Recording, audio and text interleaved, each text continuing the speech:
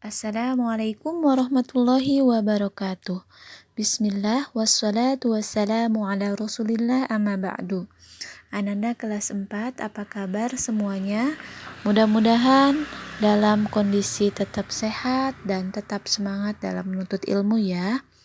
Baik, hari ini kita akan belajar IPA dan memasuki bab baru, yaitu bagian tubuh tumbuhan dan fungsinya.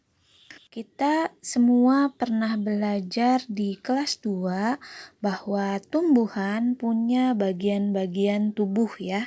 Ada akar ya yang terbenam dalam tanah, kemudian ada batang, kemudian ada daun, ada buah, ada bunga. Itu semua adalah bagian tubuh tumbuhan. Nah, bagian tubuh tumbuhan ini memiliki fungsinya masing-masing ya.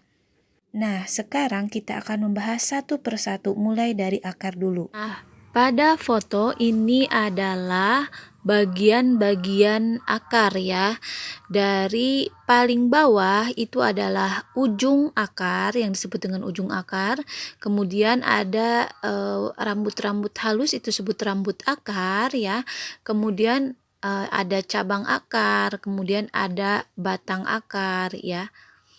Silahkan Ananda lihat di halaman 64 ya. Nah, itu tadi bagian-bagian akar. Nah, seperti yang sudah Bu Dani sebutkan tadi bahwa bagian tubuh tumbuhan memiliki fungsinya masing-masing. Nah, apa saja fungsi akar? Yang pertama adalah menancapkan tumbuhan ke dalam tanah. Yang kedua, menyerap zat hara dan air. Zat hara itu makanan ya buat tanaman dari dalam tanah. Mohon maaf itu salah ketik. 3. Menegakkan batang. Yang keempat, sebagai tempat menyimpan cadangan makanan. Misalnya pada tanaman wortel, lobak, dan ubi kayu. Nah, yang kalian makan itu ya, wortel itu adalah cadangan makanan. Singkong yang bisa kalian makan itu adalah cadangan makanan tumbuhan ya, bisa kita konsumsi, bisa kita manfaatkan. Nah, kemudian bagaimana dengan bentuk-bentuk akar? Nah, ada 2 bentuk akar yang terbenam dalam tanah ya. Yang pertama adalah akar tunggang, yang kedua adalah akar serabut. Baik, kita bahas satu persatu. Yang pertama adalah akar tunggang.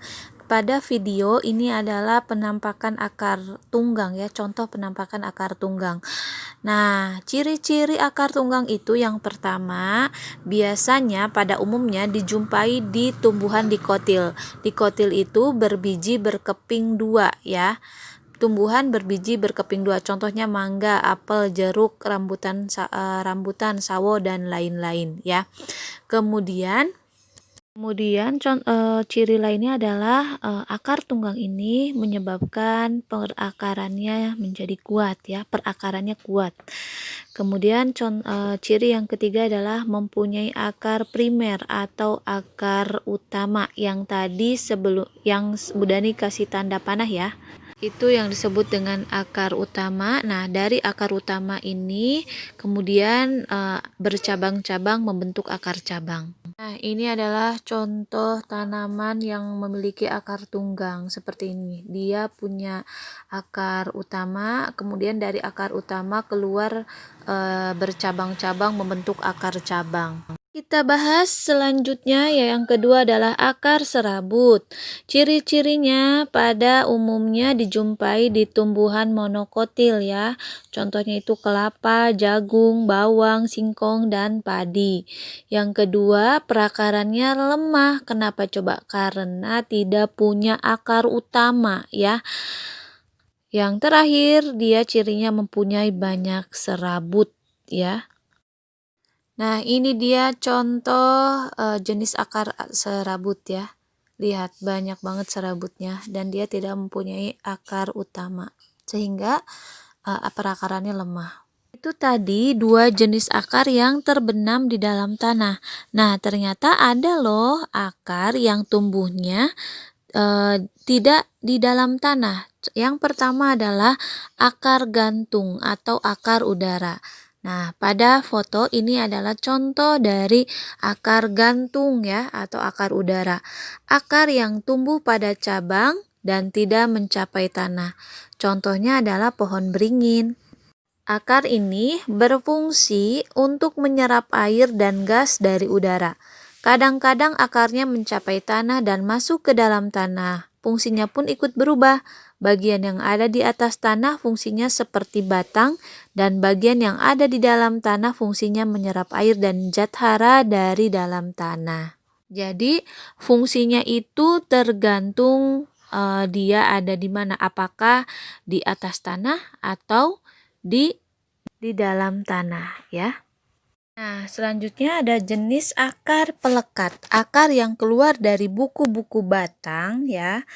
Akar ini berfungsi untuk menempel pada penunjangnya. Contohnya bisa menempel di kayu, tembok, atau pohon lainnya. Contohnya adalah tanaman sirih seperti pada video ini dan tanaman lada. Jenis akar selanjutnya yaitu akar penghisap atau haustorium. Nah, akar ini dimiliki oleh tumbuhan parasit, tumbuhan yang tidak dapat membuat makanan sendiri sehingga menempel pada tumbuhan lainnya. Akar ini berfungsi untuk menghisap air dan sari makanan dari tumbuhan yang ditempelinya. Contohnya nih, ini yang difoto adalah benalu menempel pada batang pohon lain. Ini sangat merugikan. Jenis akar selanjutnya yang terakhir adalah disebut akar napas. Akar ini tumbuh ke atas sehingga muncul di permukaan tanah atau air. Akar ini berguna untuk keluar masuknya udara ke dalam tumbuhan. Contohnya adalah pohon bakau, seperti pada video ya, bisa dilihat. Itu yang bisa Bu Dani sampaikan. Mudah-mudahan dapat dipahami dengan baik. Apabila ada hal yang ingin ditanyakan, silakan bertanya via Wapri. Bu Dani tutup dengan wassalamualaikum warahmatullahi wabarakatuh.